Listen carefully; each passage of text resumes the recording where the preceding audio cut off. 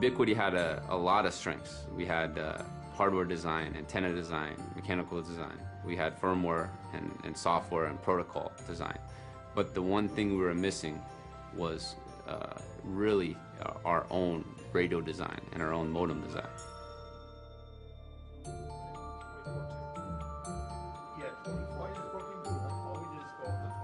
The group of guys that are here have been working together for about 20 years. We really collectively have, a lot of experience in the wireless data world, probably more so than just about any other company. So this team of people were originally all hired into Motorola. Some of us go back to the late 1980s. We actually worked on a program called Altair. Altair was one of the original attempts at doing in-building wireless networking. That was the first wireless local area network product ever. That was actually the first time that I'm aware of anybody built a wireless broadband product. A lot of the work that we did on Altair sort of continued on through Motorola and eventually became a product called Canopy. Canopy is a very popular product now.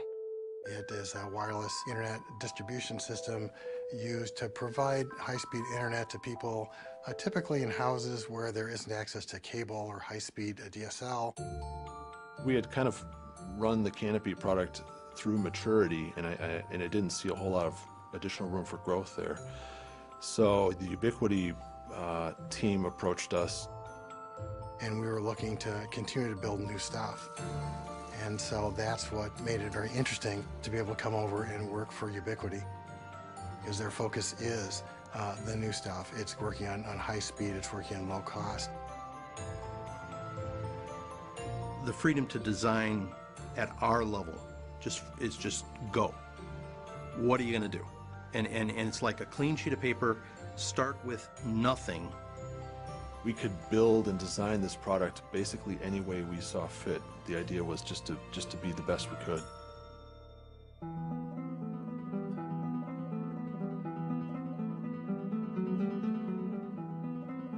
AirFiber is a new product line inside Ubiquiti. This is the first of several products that are highly efficient, high data rate wireless broadband products. Our design is something that's a little bit crazy. We're trying a 0 IF radio at 24 gigahertz for 100 megahertz bandwidth, which is something that I'm not sure anybody else has been crazy enough to try. As fast as you can send a packet on an Ethernet wire, we can receive it and we can transmit it with no limitations. AirFiber is designed to be mounted up in a reasonably high location. It's a point-to-point network where the two antennas see each other. This is a system that under certain circumstances can work up to maybe 10 miles. It is going to be very easy to deploy and align. It's going to be a product that's going to require only one person to have to carry it up the tower and install it. There's a display on the bottom that tells you what sort of power is being received, as well as a fairly comprehensive web interface. We designed all aspects of it, the modem, the radio, the mechanical housing. This is a completely designed from scratch, purpose-built solution just to deliver backhaul. So it's not based on Wi-Fi or anybody else's standards-based solution. So it doesn't suffer any of the other overhead that you'd have to associate with that. So if you want to compare the data rates of existing products to our product, many of the products on the market today would give you the data rates like you would expect from like a garden hose, the flow rate of water through a garden hose. Our product will provide the flow rate of a fire hose. This product will do 1.4 gigabits of data, which is approximately 300 times faster than you would get from your normal home internet service provider. Operators are going to be able to get between 10 and 100 times more data throughput for the same dollar. So that's the big impact that this product is going to have. We looked at 24 gigahertz and we actually wanted to do something up in high frequency, and that happens to be the next unlicensed band beyond 6 gigahertz. You can put it up anywhere. You don't have to do anything, no special paperwork, no licensing fees, nobody to go get permission from to operate the radio. The nice part is it allows anyone to purchase a product and start it up without any issues of getting licenses or having certain hoops to jump through where you can place the product. It's a freedom thing.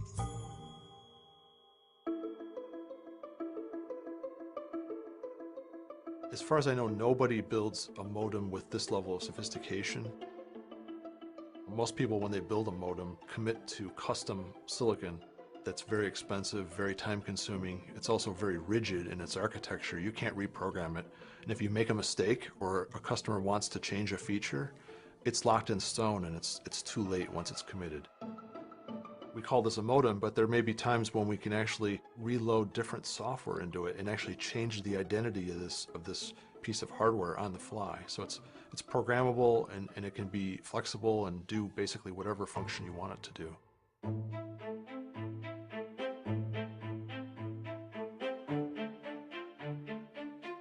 Most systems, the farther you get away, the more time you have to wait for the packet to actually literally get from the transmitter to the receiver.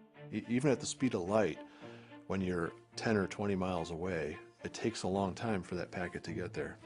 So we actually have a patent pending that allows us to synchronously send packets so that the transmitted packets from both ends of the link actually can meet halfway in between in space. It doesn't have to wait to receive the packet before it transmits. They're both synchronized to global positioning in this case, and they can send packets simultaneously. In the developing world, there are many people who unfortunately have to will dig up the cables that go between various telecommunication centers trying to pull the copper for the scrap value.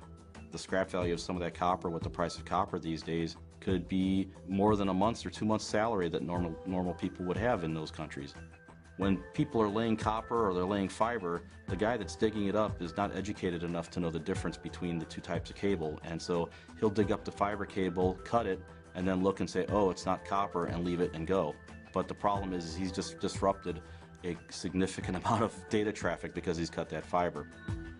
The nice thing about a wireless data link like ours is that you can secure both ends of the transmission link, and you don't have to worry about the mile or 2 or 5 or 10 miles in between. You don't have to worry about securing that and making sure nobody's digging up your cable, because there is no cable.